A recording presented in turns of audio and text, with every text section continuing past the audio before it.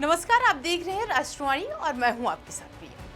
कहते हैं किसी भी लोकतांत्रिक व्यवस्था की सबसे बड़ी ताकत केवल कानून बनाना ही नहीं बल्कि कानून के अनुसार रिकॉर्ड, दस्तावेज और व्यवस्थाओं को पारदर्शी बनाना होता है। जब जमीन, संपत्ति और सार्वजनिक संस्थानों से जुड़े मामलों में स्पष्ट नहीं होता तब विवाद पैदा होते हैं, अदालतों के दरवाजे खुलते हैं और समाज में भ्रम की स्थिति बनती है।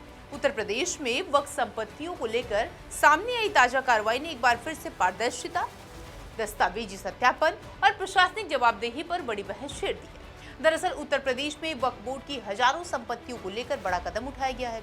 जानकारी मिली है कि उम्मीद पोर्टल पर दर्ज 31,000 से अधिक वक्फ संपत्तियों का पंजीकरण रद्द कर दिया गया है।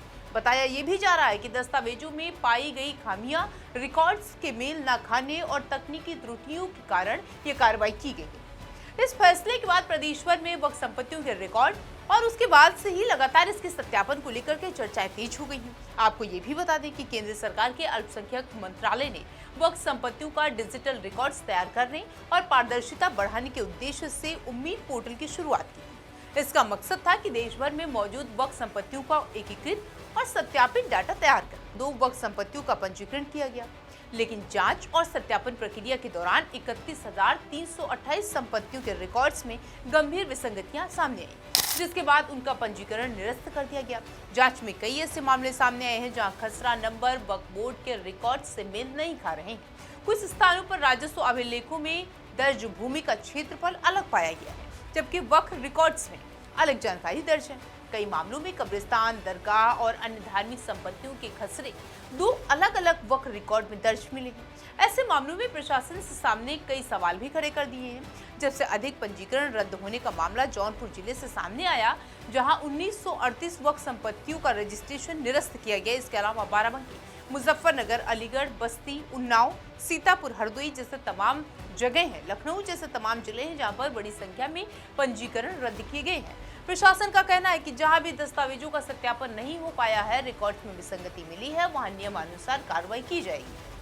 हालांकि इन कार्रवाई के बाद कई धार्मिक स्थलों और उनसे जुड़े प्रबंधन समितियों में चिंता का माहौल देखा गया है। कुछ लोगों का मानना है कि यदि दस्तावेजी कमियों को समय रहते दूर करना अवसर दिया जाए तो वास्तविक संपत्तियों को अनावश्यक विवाद में बचाया जा सकता है।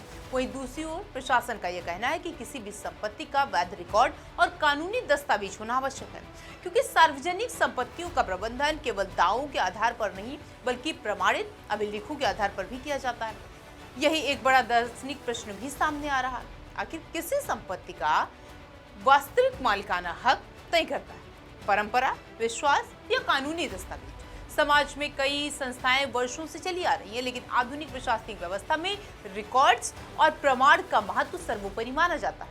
कानून भावनाओं के आधार पर नहीं बल्कि दस्तावेजों और तथ्यों के आधार पर निर्णय करता है। फिलहाल आंकड़ों के अनुसार अब तक केवल 53,711 वक्फ संपत्तियों को स्वीकृति मिल पाई है, जबकि 20,546 संपत्तियों के दस्तावेज अभी भी जांच के अंतिम चरण में हैं। यानी आने वाले दिनों में और भी कई महत्वपूर्ण निर्णय सामने आ सकते हैं। अब सबकी नजरें इस बात पर हैं कि जिन संपत्तियों का पंजीकरण रद्द हुआ है, उनके प्रबंधनकर्ता आगे क्या कदम उठाते हैं और दस्तावेजी सत्यापन की प्रक्रिया किस दिशा में आगे बढ़ती है। लेकिन इतना तो तय है कि उत्तर प्रदेश में वक्फ संपत्तियों को लेकर शुरू हुई ये कवायद केवल रिकॉर्ड सुधार का मामला नहीं है, बल्कि ट्रांसपेरेंसी, जवाबदेही और कानूनी व्यवस्था की एक बड़ी परीक्षा भी बन चुकी है।